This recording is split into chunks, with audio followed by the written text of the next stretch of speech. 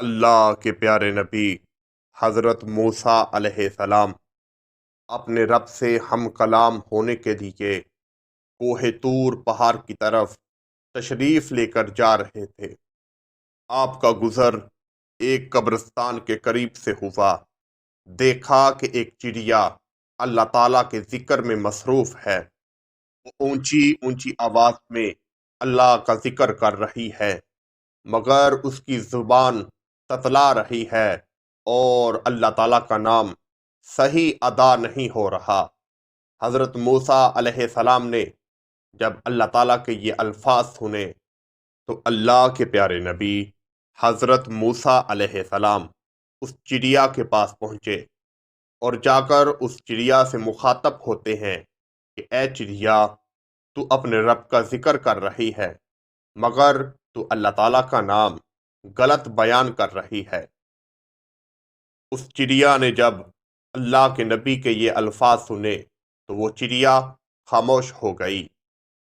اس نے عرض کی، اللہ کے پیارے نبی، میں تو اپنے رب کا نام صحیح ادا کر رہی ہوں، مگر میری زبان کمزور ہونے کی وجہ سے یہ الفاظ صحیح بیان نہیں ہو رہے۔ حضرت موسیٰ علیہ السلام نے اس کو منع کر دیا اور حضرت موسیٰ علیہ السلام وہاں سے روانہ ہو گئے۔ وہ چڑیا مایوس ہو کر اڑ گئی اور جا کر ایک قریب دوسرے درخت پر بیٹھ گئی۔ جب حضرت موسیٰ علیہ السلام کوہ طور پہاڑ پر پہنچے تو اللہ تعالیٰ سے ہم کلام ہوئے تو اللہ تعالیٰ نے کہا کہ اے موسیٰ، تم میری چھوٹی چھوٹی مخلوق کو بھی پریشان کرتے ہو۔ حضرت موسیٰ علیہ السلام سمجھ گئے کہ میرا رب اس چڑیا کے بارے میں بات کر رہا ہے۔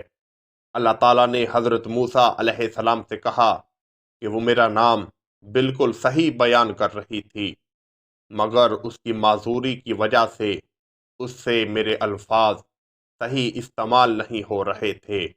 تم نے اس سے چپ کروا دیا اور وہ ابھی مایوسی کی حالت میں بیٹھی ہے۔ اللہ تعالیٰ نے حضرت موسیٰ علیہ السلام کو حکم دیا، فوری جاؤ اور اس چڑیا کو تلاش کرو۔ تلاش کرنے کے بعد اسے کہو کہ جیسے تم اپنے رب کے ذکر میں پہلے مشغول تھی، ویسے ہی اس کا نام پڑھتی رہو۔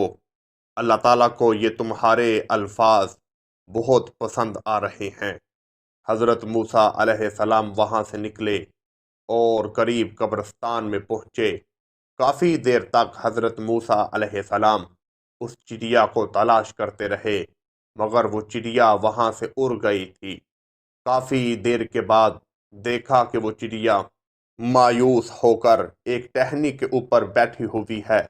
حضرت موسیٰ علیہ السلام اس چڑیا سے ہم کلام ہوئے اور اسے اپنے رب کا پیغام سنایا اور کہا کہ اللہ تعالیٰ کی طرف سے حکم ہے کہ تم جیسے پہلے میرے ذکر میں مشغول تھی، ویسے ہی میرے ذکر میں مشغول ہو جاؤ۔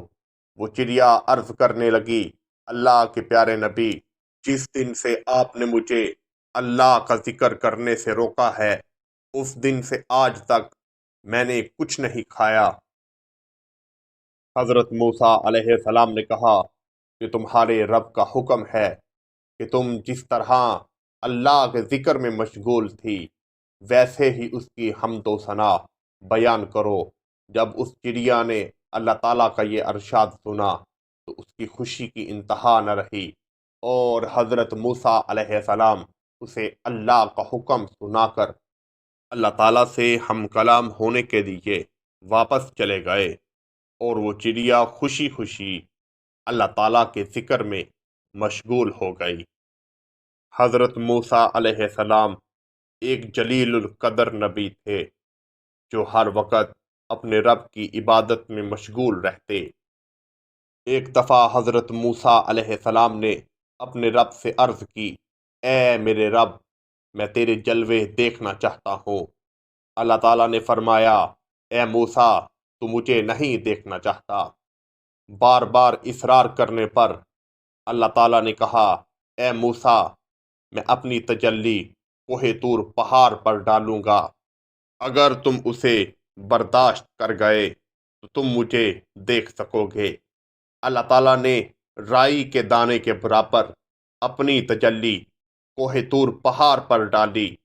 حضرت موسیٰ علیہ السلام نے جب اس نور کو دیکھا تو حضرت موسیٰ علیہ السلام برداشت نہ کر سکے اور بے ہوش ہو کر زمین پر گر پڑے، مگر اللہ تعالیٰ نے حضرت موسیٰ علیہ السلام سے وعدہ کیا کہ ایک وقت آئے گا جب میرا پیارا نبی عرش پر میرے دیدار کے لیے آئے گا، تو اے موسیٰ تو اس نبی کی آنکھوں میں دیکھ لینا، اس میرے پیارے نبی حضرت محمد صلی اللہ علیہ وآلہ وسلم کی آنکھوں میں تجھے میرے جلوے دکھائی دیں گے۔